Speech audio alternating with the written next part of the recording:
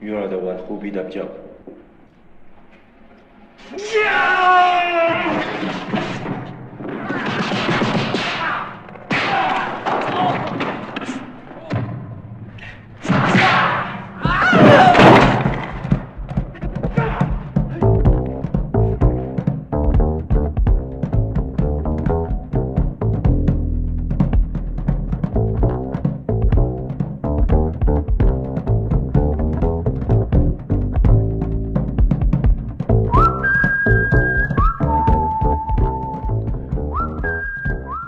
Hello, everyone, and welcome to the Not Content Podcast. It's the first podcast of 2025 on the channel, so this is going to be very exciting. I'm hosting this month's episodes because I came up with the idea. It's January with Jackie Chan, and I wanted to go over some movies that Jackie Chan's been doing in the 80s, not necessarily the 90s. I think a lot of his movies are kind of known in the 90s, but it's the 80s stuff that's kind of like some hidden gems, I think, and we're going to start off really, really fresh with this hidden gem, kind of, sort of. Me and Jerome really didn't like this movie as much, but before we get into the big brawl, we want to thank you for listening, and please give us a 4 or 5 star review on any of our apps that you hear us on, Spotify, whatever. It helps the algorithms. If you're on YouTube, give us a thumbs up. We'll have links at the bottom as well for all other links and stuff to the podcast and our Spotify channel. But it's going to be an interesting 2025. I'm taking the lead on this one because I've been wanting to do more Jackie Chan movies the last 6 months, and I kind of had to fit it in the schedule, and this is kind of where it fits. January with Jackie, it just makes sense. Jerome has pretty much seen probably the same amount of Jackie Chan movies as I have. Maybe I've seen a little more, but I think this is going to open up some doors for us because I think Jackie Chan in the 80s is where it's at in terms of his choreography, his action, his body language, all that kind of stuff. I think he kind of starts maturing a little too much in the 90s, leaning more towards like comedy and stuff like that. But I think in the 80s is where it's at when it comes to his choreography. So I'm really excited to get into it. But of course, this is the first episode of the month. Therefore, it's the right match. And this movie's called The Big Brawl with Jackie Chan. And based on what the description was, and neither Jerome or I have even seen it before, it just spoke to me as like this was going to be like, oh, we got to watch a battle royal. And so I kind of looked it up, and this kind of fits the motif of a bunkhouse battle royal. So we decided to look at a bunkhouse battle royal from both the WWF and the NWA perspective. So it's going to be quite interesting because I know Jerome has some mixed feelings on the Bunkhouse Stampede, as do I. But Jerome, at least there wasn't a cage for this one because that would have really slowed things down, like that 1988 pay-per-view with Dusty Rhodes. That is a really bad match, and I really hated it for so many reasons. I mean, I get the appeal of the Bunkhouse Stampede. It was a way for Dusty Rhodes to kind of put himself over as the king of the yard, so to speak. And I just think battle royals in general, maybe they have an appeal for the live audience that I'm missing. And I know that your territory, the place that you live in, used to have a the big battle royal every year. So that's what Los Angeles was known for. But I've never been super into battle royals. I just think they all kind of end up the same. And I ultimately think that the Royal Rumble is the better version of what people want from a battle royal, because with the Royal Rumble you only have 10 people at most at a time, and you can focus more on the right people, and you can have different ebbs and flows to a Royal Rumble because it is an hour-long match. And when it is done well, and look, there are a lot of times when the Royal Rumble is not done well, especially now that we have 2 a year with the women and the men. I think we get some good, we get some bad, but I think there's always more potential because of the Battle Royal. It's ultimately just punching, kicking, and waiting for people to get eliminated until you get to the final two, and then maybe the final two is cool in a Battle Royal. But like, I can't think, like, with the exception of WrestleMania 2, and that's because like it had celebrities, it had the football players, and it had a pretty memorable ending. But even that match wasn't good, I would say. I can't really think of like a really good battle royal in the back of my mind. So I think in a lot of ways, I think these two matches, like, they're not the worst matches I've ever seen, but the WWF one especially was just comedy, and it felt like they were just making fun of Dusty Rhodes, which I know Vince McMahon loves to do. That is the Virgil character. That is putting Dusty Rhodes in polka dots. I mean, it's just funny to me that Vince McMahon spent all this time making fun of Dusty Rhodes, and now his son is the biggest star in that company. So it is just so hilarious how that all works out. Okay, so the dates on these, the first one we watched was the NWA Bunkhouse Stampede. It main evented an Inglewood show, so again, near me. And this was around 7,000 people they drew, which is okay. Considering that it wasn't even a world title match, it was like a tag match with Ric Flair in the semi-main event, and the Bunkhouse Stampede went on last. This was taped for a Japanese TV audience for Nippon Television, and that's why this match has Japanese commentary if you find it on YouTube. It's from December 29th, 1986. So this is well after, Starrcade 86 and all that fiasco. And, I guess you can call it fiasco when there's a DQ in the main event with Ric Flair. That's my opinion. But I think the real main event, obviously, was the Skywalker's match, the scaffold match with the Road Warriors and the Midnight Express. And in this case, this was pretty much the story, if you want to call it a story, the story of the match, in this case, for the Bunkhouse match. Bunch of jobbers mixed with like some mid-card guys, mixed with like the Rock and Roll Express. The Andersons are in there as well.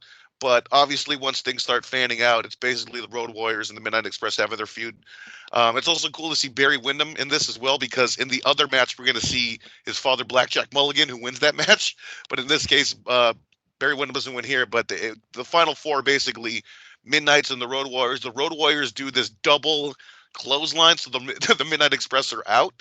But basically, it's like they do this thing with a coin toss, and one of the Road Warriors just, loses the coin toss, goes over the top, the other guy wins the money, but they're going to split it anyway gimmick. So I guess for TV, this is fine. Like, it's a fine viewing, because I think the idea of the Bunkhouse Stampede is to draw you in with, like, oh, we're going to have blood. If there's a Bunkhouse Stampede, that means we're going to see blood.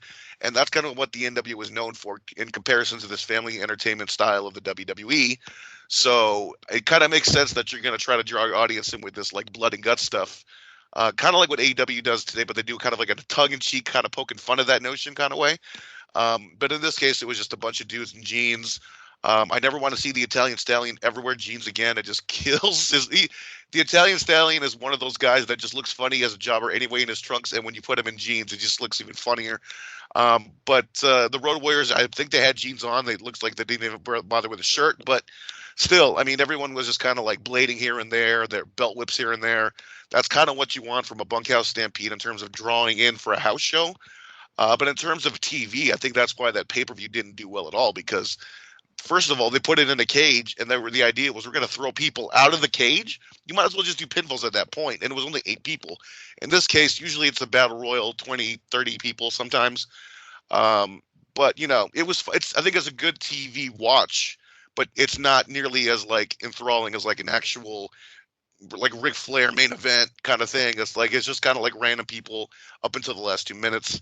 So if you go to the WWF version, which takes place like 4 days later, January 3rd, actually 5 days later, January 3rd, 1987 at the Boston Garden, just a mishmash of people on the card. You know what I mean? Like, there's Jim Neidhart, but no Brett. Mr. Fuji's in it. You got Don Morocco coming out in a football uniform, and they just make fun of him on commentary, and they make fun of this one jobber, the Duke of Dorchester, I believe his name is, and he's just the jobber. And then, of course, because they're having fun at some of these, Boston shows, but the story what they were telling is, let's have the jobber Duke Doherty or whatever go all the way to the end and then get thrown out because no one expects him to do so, because, hey, it's a house show. Let's have some fun. And then Blackjack Mulligan is kind of the star of the show because he's all decked out in his cowboy gear. That's how he wrestled at the WWF for like his 4-month run. And then he wins the match, uses his boot. There's not really bleeding. I like how Jim the Anvil Neidhart was just in and out and just jeans, like he just got his payday and got out of there. Other random people in this as well. King Kong Bundy in a suit and pants. Makes no sense. All right, like slacks and a nice shirt, but that's his idea of bunkhouse. I don't know. But this idea of what, the street clothes thing gimmick, it just doesn't work for WWF. It only works in this NWA kind of style. So when these guys are coming out, I kept laughing every time. Mike Rotunda's in this match as well. So a lot of family members going back and forth in these two bunkhouse matches. But in the end, just a normal battle royal for this one. It's kind of whatever. They have fun with Pete Doherty, but overall, kind of forgettable. But I wanted to see I wanted to show this kind of comparison on the same kind of match between two different. And how the NWA promotions. just did wrestling better is that's what you're saying. I also want to point out this same Boston Garden card You had the legendary Jimmy Jack Funk in the opener, losing to Dan Spivey. You also had a Randy Savage Bruno Sammartino Intercontinental title match on this show as well. That was the main draw because I guess they weren't doing too many TV matches. I know there's like a cool cage match. I don't know if you've seen that one with Jerome with like Tito Santana and Bruno against, I think, Adrian Adonis. I have. I've seen that. There's also Macho like Man a in the cage. Man as Yeah, well. and then all they did, they could have had an awesome Saturday night's main event match, but they didn't. I think they just didn't have faith in Bruno to draw with a young audience. But I mean, that was I kind just of want to point out. I want to point out that Bruno Sammartino's last match was he was like in some form or fashion in a tag team with Hulk Hogan, and the WWF has to have that footage, and they need to release it now. I'm sure it's on one of those best of WWF volumes that they kind of forgot No, it's about. Not. It's never been released. Wow. Okay. Because you think sometimes like there's stuff that you just don't even realize was recorded on those best of WWF tapes. I mean, Hulk Hogan's last match has never been released either. I mean, it's granted it was a random 6-man tag in TNA, but like in that match, he came out to Eye of the Tiger. It's really strange, like the signs that it was his last match because he comes out to Eye of the Tiger and kind of a throwback to what he used to come out to in the AWA in the early days of the WWF. For sure. So that kind of is pretty much it in terms of the match part of this portion of the podcast. I don't have a lot to say. I mean, you can find these on YouTube. I really don't have a lot to say about these matches because they're very nondescript, and I think that they're representative of a particular kind of match that is not necessarily something that I find all that engaging. And like I said, next month for the right match, spoiler alert, we will be talking about a Royal Rumble match, and I will be much more into that because we're going to be talking about a pretty famous Royal Rumble, and we'll be talking about that more in the next few weeks. For sure. So on to the movie. So I kind of mentioned this was called the Big Brawl, but it's also known as Battle Creek Brawl. So if you're trying to find it on Tubi or Amazon Prime, Battle Creek Brawl is the Battle Creek Brawl is it's a better name, and I think that's what's appearing now on the searches. They kept switching out the artwork, so if you kind of look it up, it's going to be either one of those two. Directed by Robert Klaus. I wanted to point out that he was the director of Game of Death, the last movie that Bruce Lee ever worked on, never completed. So he's kind of got that, cachet. He's directed Enter the Dragon as well, so he's got that cachet of Hollywood style kung fu is what I want to call it, right? So obviously Jackie Chan's trying to break out in America. He comes to America, puts this movie together with Robert Klaus. This is 1980. So right off the bat, I'm expecting okay, this is going to be a little wacky. Let's see how the choreography goes. So the first 10 minutes I wasn't too enthusiastic about because basically they got Luca Brasi from The Godfather as one of these henchmen for the mob. And Jackie Chan's getting involved with the mob, and this is like the 1930s. And by the way, the first time we see Jackie Chan, he's climbing a bridge for no reason. But it's so cool because it's from like a wide angle, and it's clearly him, and he goes back into the car in one shot because he's Jackie Chan, because he's so fucking cool. But just, he's dealing with the mob, and Luca Brasi, let's say, former wrestler, one of the 5 or 6 former wrestlers in this movie, but cannot be really choreographed well in terms of fight choreography, because I would say this: the stuff with the fighters was fine. The stuff with the roller derby, fine. Very good kind of choreography. But the beginning here, this was just wacky, like a wacky attempt at I don't know.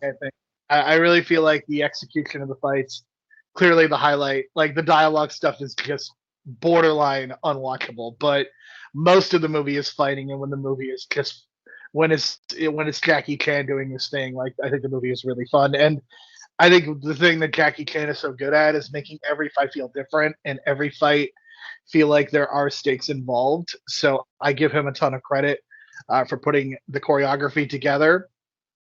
But I mean, the stuff with Lenny Montana, who we know is Luca Brasi, and he was also in this movie. Like it's not great. Like it's definitely the weakest part of the movie. And I have to wonder if there was a plan to do another fight and the first one just didn't work. And so they moved on. But it's also a really horny movie as well. Jackie Chan does not have a girlfriend in a lot of his movies, but he does here. And boy, do they try to have sex quite a bit. Also worth noting that he's trying to have sex with a white woman. I don't know if there was some sort of a commentary because this is supposed to take place in the 1930s. Not only the 1930s, but 1930s Chicago. Big laugh at that idea, because in no way was any of that Chicago. And it's a really amusing movie, because like it's the 1930s, but the Depression is never brought up. um, like it's just the thing that I come away from this movie is the fighting is good, but it's messy. But like I think it works still for the most part, and I differentiate between like messy and sloppy. Like I think there are movies when they have like bad CGI that are sloppily made, and it just comes across really poorly because we have the ability to do good CGI. With this movie, like it's clearly being made on the cheap. It's like they're performing in camera, and so it's not going to be perfect. So I don't mind messy. I mind sloppy. And I definitely differentiate between those two. For sure. So basically, the plot is he gets involved with the mafia. The mafia needs him for this giant underground tournament, or almost like a blood sport kind of thing going on, or some early form of MMA or something. Totally illegal, I guess. Legal in a sense, but it's still illegal. I don't know. They didn't even mention that part.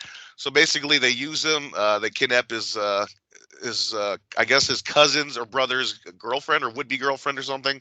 A damsel in distress. So it's basically saying, you got to work for me, otherwise we're going to kill this girl. And they try to save the girl and they fail. So I was like, oh, that's funny. Like they failed. Like, wow. I was expecting like this whole sequence where him and Mako, his trainer, were like breaking in to get the girl out, and they completely failed. So I was really surprised with that scene. So it was like, okay, I guess he's stuck working for him.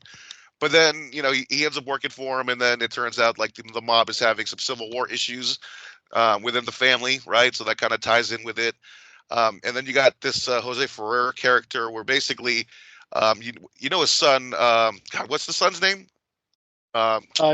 He's also very good, but Jose Ferrer is the show great family. He is the one. He is the one good acting performance. I mean, Jackie Chan's fights are phenomenal, but his acting is never what you're going to see. But Jose Ferrer is very, very good. He's got this deep racist tone against Chinese people. He resents them, and then he's kind of like wants this thing about more power in his family. So that's kind of his background as to why he switches sides to a different family and gets involved with this tournament. So basically, Jackie Chan's in the middle of it all. He's got to save this girl, and he's training in the middle of the movie. Very much.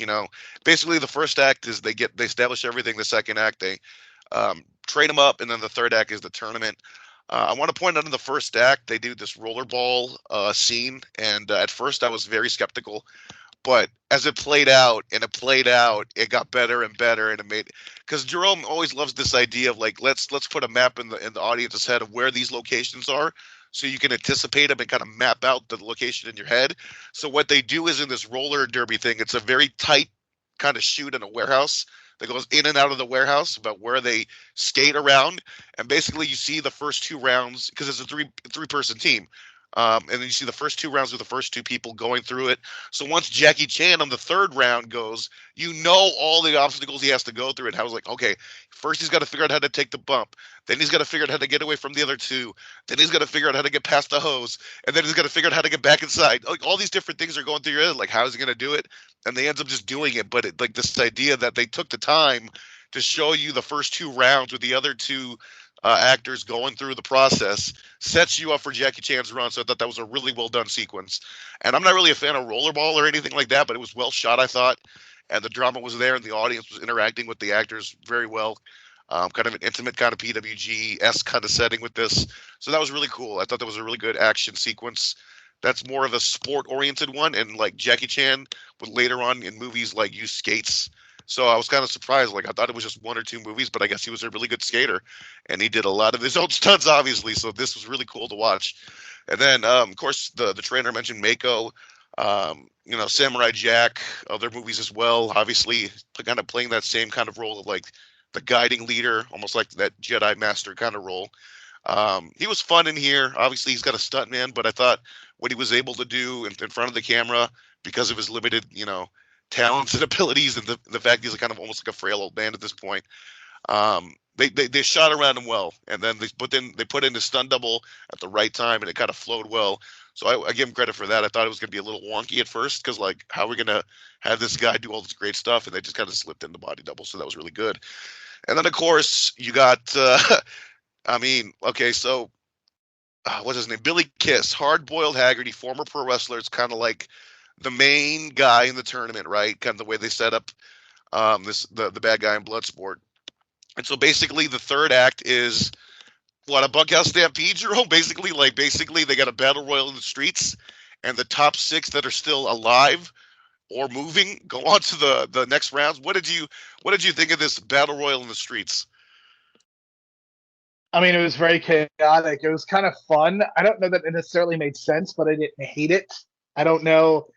Um, this is a really tough movie because I think the idea of this is that it is meant to be chaotic, and I think that in some ways I think it's fun, but I think it also limits like the ceiling of this movie. Like I can't see giving this higher than like a 6 out of 10, and that doesn't mean that I didn't have fun watching it, but I think that the movie has a lot of limitations, and I think Hardboiled Haggerty, like he's very good in his role, but he's also not somebody who is going to give you a great performance either. In terms, like he's very limited. Like he can do the physical stuff really well, and he can make the facials, but I don't know that he's going to get in there and be a great actor, and I don't know that you would expect him to be a great actor. That's not what he's there for. This movie is about fighting, and that's exactly what it needs to do. It needs to deliver on the fighting, and that was super fun.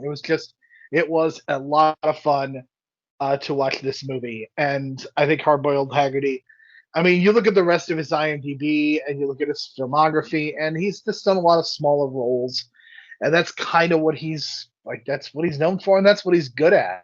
And I think that is perfectly acceptable in my mind. So that's where I kind of come down. I think he's fine, but just not somebody who, I'm not going to go and watch a movie because he's in it. Let me put it that way. And really quick, his gimmick is basically the kiss of death gimmick, which is very like it's some gay overtones, but in a like a really like Adrian Street kind of way, right? It's almost like it's an intimidation factor more so than a gay thing, or maybe it's both. Who knows? Maybe he was playing it that way, and we just don't know it. But I was fascinated because at the beginning of the movie, you see this guy Billy Kiss, and he's like, "Oh, that's a cool name, Billy Kiss." And then he does a bear hug, and then once he's about to break the dude's ribs, he gives him a kiss, and then they call it the kiss of death, and the crowd goes wild. So they definitely got the wrestling aspects down because some of the street fight was very like pro wrestling oriented type choreography. And I wanted to also point out that you got Ox Baker in this, who's also a giant. So when they do the entrances, everyone's gigantic except Jackie Chan, and he was like the smallest dude. And I kept thinking to myself, this idea in wrestling that only the big guys are going to win all the time because they're so much bigger than the little guys. And in this case, it's the little guy beating up all the big guys because he's faster and smarter than them all. So I'm just thinking, like, has wrestling been just kind of warped, and they're stuck on this idea that the little guy is always going to lose, that you have to put the big guy over because they're the bigger star? So of course I got Daniel Bryan running through my head, and like Bruce Lee running through my head, and all these different, wrestlers going through my head, and it's just kind of like, wow, the little guy wins, and he's the dominant force in this tournament. And if you kind of look at the odds, I would say he was probably the heavy favorite that, in comparison to all the different skills of all the fighters. So that was kind of really interesting. Again, the little guy getting put over as the main event and like beating all the heavy dudes. Really interesting. I just want to put that thought in people's heads because wrestling can be very, very this one-sided thing of like we always have to put the big guys over, blah blah blah. So I wanted to point that out. Also, Gene LaBelle was in this movie. I don't think he was one of the wrestlers, but I think he was one of the bodyguards or something. But again, a lot of historical, like old school wrestlers in this movie, and Ox Baker just looks as crazy as he was in Escape from New York. So there you go. Budget of $6 million, grossed about 20, surprisingly, but I think they wanted to do more box office in the U.S. and it really didn't do that. So Jackie Chan wouldn't try an American production for a while after this, and kind of stick to Golden Harvest and do some more stuff in Hong Kong cinema, and then kind of work with his friends because the next movie we're gonna watch, it's called Winners and Sinners, and that's for next week. And Sammo Hung directs that. And it's kind of the Sammo Hung kind of side of Jackie Chan's filmography we're going to get into a little bit. I like Sammo Hung as a director. I don't like him as a writer. You'll find out why, because the plot in next week's movie is pretty damn bad and kind of ridiculous and some bad dialogue, but it's all about, the showmanship and the entertainment, the choreography, the Three Stooges type elements, all those kind of things. So I'm looking forward to that. My final rating is a 6.5 out of 10, and Jerome's, I believe, is a 6 out of 10 on this one.